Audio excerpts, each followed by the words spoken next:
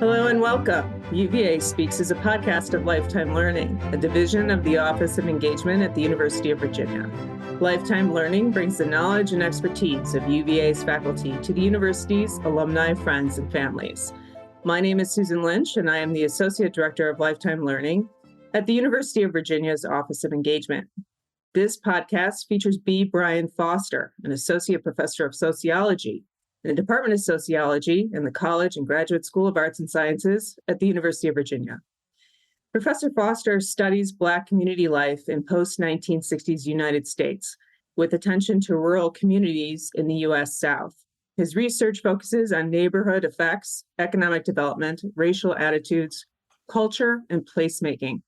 In this podcast, Professor Foster will talk with us about his book, I Don't Like the Blues, Race, Place, and the Backbeat of Black Life. The book follows Black residents in the town of Clarksdale, Mississippi, as they navigate the impacts of demographic restructuring in the Mississippi Delta and the town's attempts to use blues and heritage tourism as a tool to rebuild the town's economic infrastructure. So thank you, Professor Foster, for speaking with me today. Thanks for having me. I'm excited to be here. Okay, great. So first, your book focuses on Clarksdale, Mississippi, as I mentioned. So why did you focus on this place and the Mississippi Delta?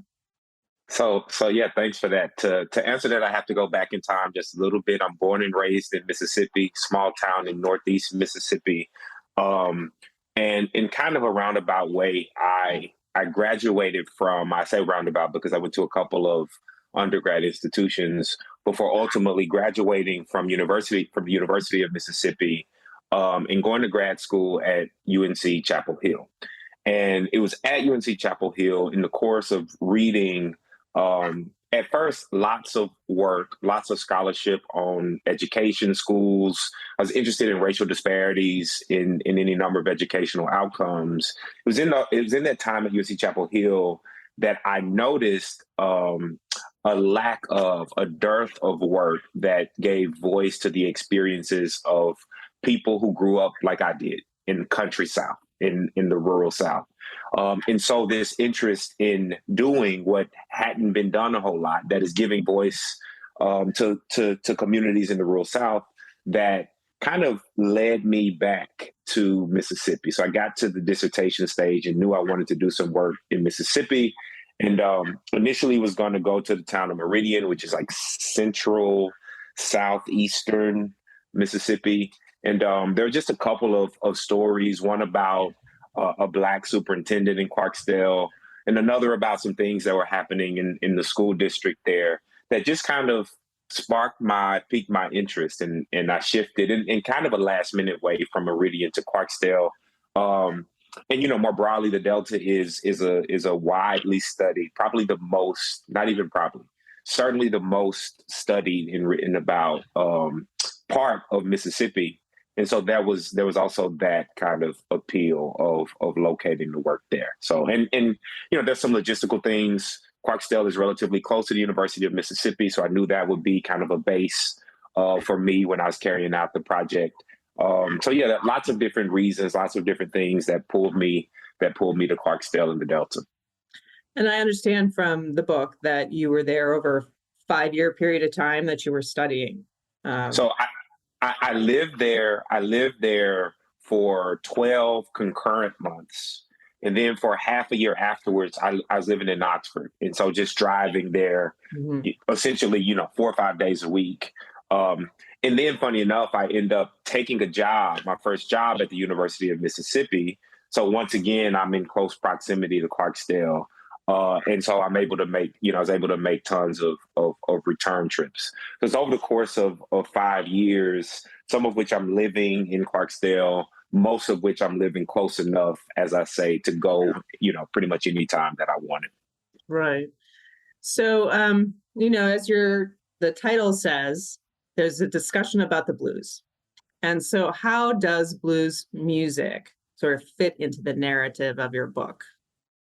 Yeah, so I think there may be a couple ways to think about it. The subtitle of the book, Race, Place, and the Backbeat of Black Life, gives a clue as to the second way to think about the blues. So on the kind of on one hand, the book deals explicitly with the attitudes of Black Mississippians, in particular Black folks in Clarksdale, toward blues music, blues performance, and so forth.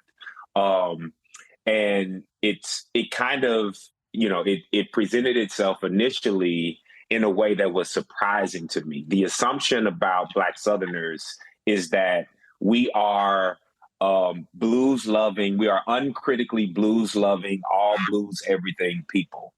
And yet, in conversations with Black Clarksdalians, with local Black folks, I was hearing something different. I was hearing literally, as I describe in the opening pages of the introduction, I was hearing literally, I don't like the blues. I was hearing this kind of dismissive way of speaking about what what was literally like, I don't like blues music. I don't like the blues shows that are put on in town. And so I do a little bit of work of revisiting kind of the historical relationship between Black audiences and blues music. There's a moment in the 1940s and 50s where you start to see this shift away from old style blues sounds among Black audiences toward more contemporary blues sounds, so like Southern soul blues, but then also rhythm and blues, and then eventually hip hop and rap music and everything in between, funk, disco, and so forth. And so in some ways, Black Clarksdalians were kind of falling in line with what we had been seeing for decades, wherein Black audiences don't listen to blues music, old style blues music in particular, like they used to. But sort of the second way, on the other hand, the other way of that Black Clarksdalians were dealing with the blues, the backbeat way, getting at the subtitle of the book, blues was sort of a stand-in for a way of making sense of the world that was rooted in a particular racial experience. And it was from this perspective that Black Clarksdalians were speaking critically about what was happening in terms of economic development in Clarksdale. It's a critique of how blues tourism spaces were being leveraged locally, who was benefiting and who wasn't, whose desires were being considered and whose desires weren't. And so in some ways, they were saying, I don't really listen to certain styles of blues music. In some ways, they were saying that. What they were really saying, though, is I have an issue with what is happening structurally in terms of the labor market, in terms of healthcare, in terms of the school system, and so forth. I have an issue with what is happening structurally. And for all of the emphasis that local stakeholders and politicians and blues enthusiasts, for all of the emphasis that those folks are placing on blues tourism spaces, I don't see the returns in these other areas of civic life that I see as, of interest or of concern to me, to my family, to those people that I care about. Right. And as I read through the book, there are blues clubs that are there all the time, right? And then there are these festivals that happen. And there's these discussions that you're having with folks, the Black folks that are living there, and saying, are you going to be going to the festival? And the description, many of the people are, no, I don't feel like it's for me, or it's not, So this development, because as you say, sort of the state of Mississippi has put together this blues tourism idea, right? In many different towns. And yet for the folks that live there, it's not what comes from that. The economic development that comes from that is not reaching, as you're saying, the people that live there. And so inevitably there's this pushback, right? Of why isn't it coming to us, and feeling people come into town, and what's the purpose of it all? Yeah. And what I try to do, speaking specifically about the absence of Black audiences on the festival circuit, what I try to do is, instead of instead of saying, okay, so there are not a lot of Black folks at this blues club on the opening night of the Juke Joint Festival or of the Sunflower River Festival, there are not a lot of Black folks here. So maybe, my work is focused on Black community life, Black racial attitudes. This must mean that this is not a place that I should be. What I try to do with the book, and I try to do this in a few different ways, is to actually say, well, wait a minute. There is something valuable, something empirically important, meaningful in a group of folks in mass at scale deciding, I'm not going to that kind of place, a place that historically I was there in abundance, right? That Black folks took part in abundance, being in a public space with some blues music playing. And so what I try to do is lean into the spaces and the attitudes. So attitudes like skepticism and dismissal and quote unquote, like more negative attitudes that we may, as scholars, as writers, as researchers, we may not always feel comfortable dealing with and thinking about. I try to lean toward them. And that's where, and that kind of, I try to get at that in the title of the book, where it is, I don't like the blues. I'm leaning into the don't. What does the don't mean? What does the don't tell us, or the absence? To go back to the point about the festival scenes, the absence of Black folks in this space tell us about race, about development, and I could go on. So yeah, try to. I could say more. But I think you get at an important kind of move that I try to make in the book, where I lean into like these backbeat, as I say, sensibilities and gestures and decisions among Black folks, among local Black folks. Right. So I understand that you used ethnography to develop the narrative of the book. And can you explain what that is for non-sociologists, and so then how you use this device for the book? Yeah. So ethnography is a qualitative method wherein researchers immerse themselves in a setting that they hope will provide the answers to some questions, to some set of questions that they have. So maybe you're interested in something or another related to schools. So you decide to spend a year conducting observations at a local high school. And in the course of that year, you also interview some high school students and some teachers. Or maybe you have questions that have something or another to do with healthcare. And so you spend a year conducting observations at a hospital. And in the course of the year, you interview some residents or something like that. And so for me, a person with questions about community life in the rural South, Black community life in the rural South, that meant spending time in a Black community in the rural South, literally living there, grocery shopping there, going to the gym there, getting my mail there, as we noted earlier, for a year. And then in the course of that year, interviewing as many folks as possible, and conducting observations in as many different spaces around town as possible. And then in subsequent years, returning to Clarksdale for follow-up interviews to conduct more observations. And so ethnography is essentially the practice of people watching and eavesdropping, but then also more directly talking to folks with the goal of getting a sense of what life is like in a place. Right. And you do have individual people that you follow throughout. Have chapters on individual people that you spoke to, and that throughout that time, and that it fleshes out for. So what has been the reception of your book, sort of in Clarksdale and beyond? And it's always, it was a very nerve-wracking experience going back to Clarksdale the first time after the book was out, because of the person who trained me to be an ethnographer, Dr. Carolyn Tyson, who is at UNC Chapel Hill. She's still at UNC Chapel Hill. She like, one of her metrics for how effective an ethnographer has been at their job is a simple question: does this ring true? It's like, if you go talk to some folks in the place, in the school or the hospital, or in my case, in Clarksdale, about your work, and you talk about what you found, does that ring true? Well, do they hear it and say, yeah, that's about how it is here? And so that was the kind of thing I was both interested in hearing, but also nervous to hear.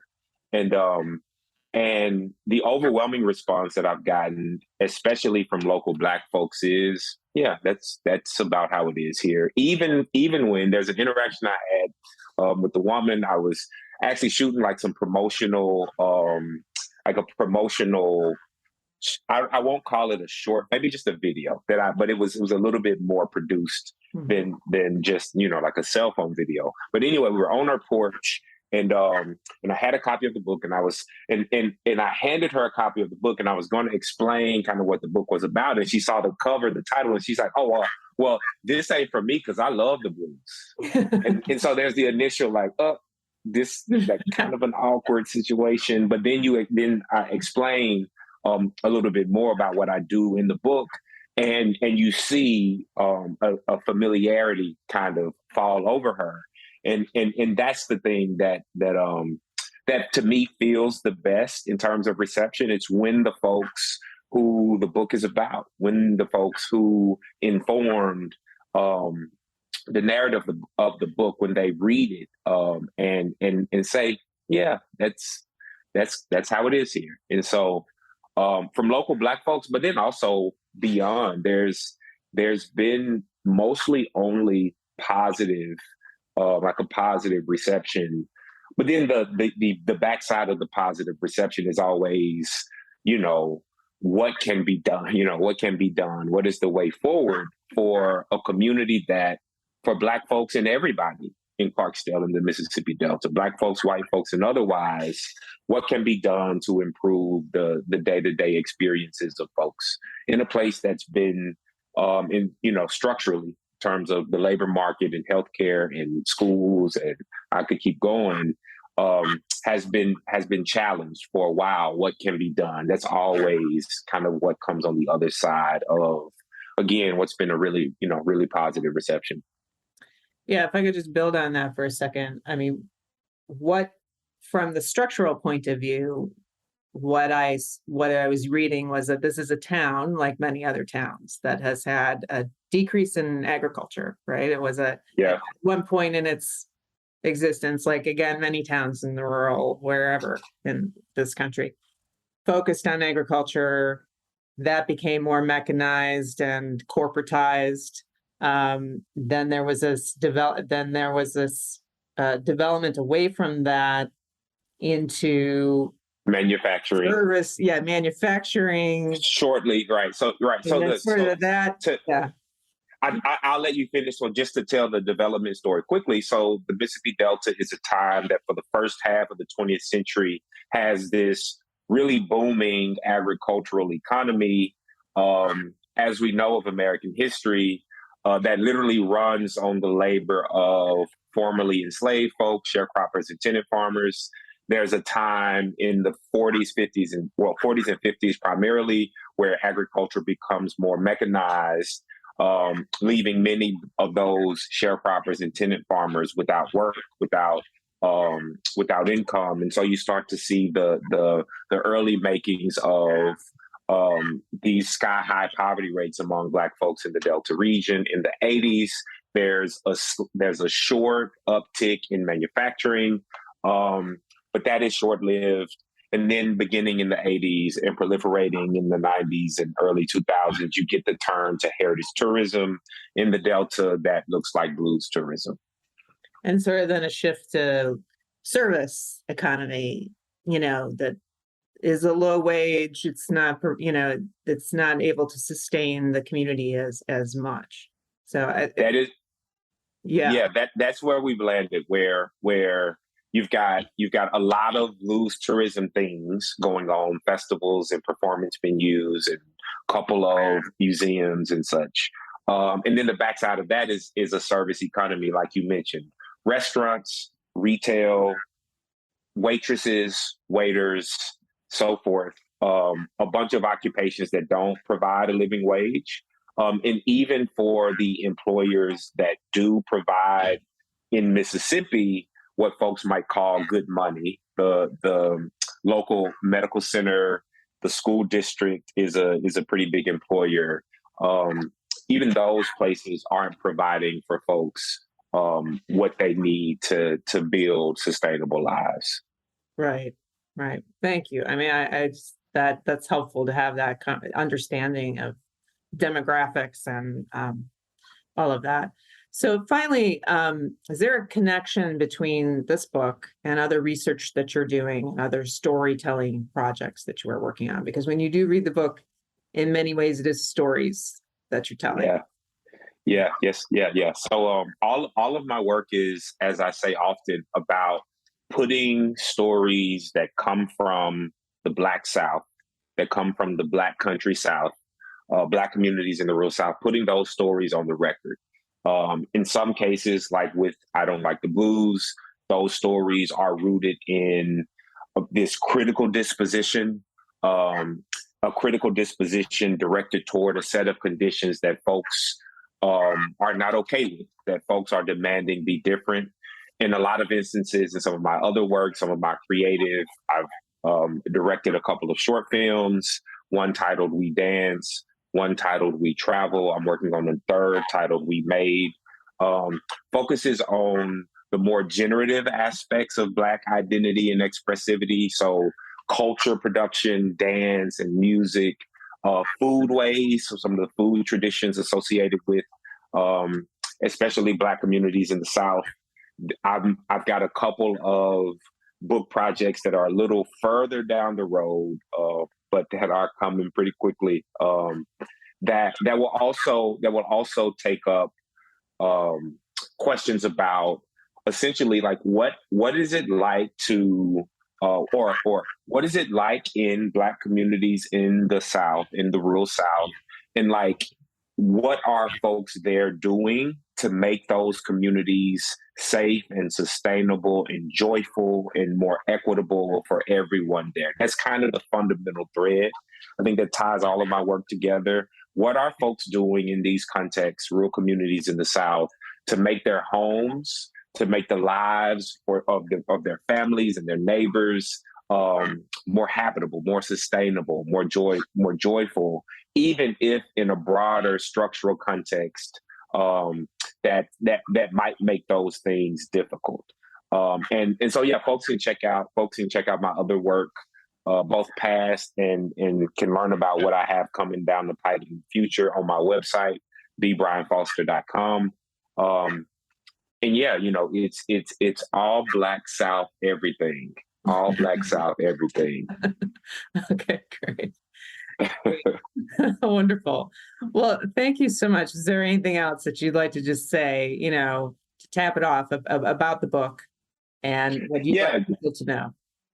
Yeah, just I mean, it's I've just been grateful for how, again, local folks in Mississippi have received it, but also, and to a little bit of surprise, I think to some surprise to me, how some of my peers in the discipline have recently won an award from one of our professional associations. And so I've been really gratified at how some of my peers in the discipline have received the book as well. And, you know, I'm just really excited to continue to do that work of storytelling, you know, focused on Black communities in the South. Really looking forward to continuing on that track. Well, great. So thank you so much, Professor Foster, for sharing this information about your book, your research, the town and the people of Clarksdale. I really appreciate it. Thank you for having me. I enjoyed it. So, and we appreciate learning more about this community in the Mississippi Delta. And thank you for sharing this knowledge and expertise with UVA's alumni, friends, and families.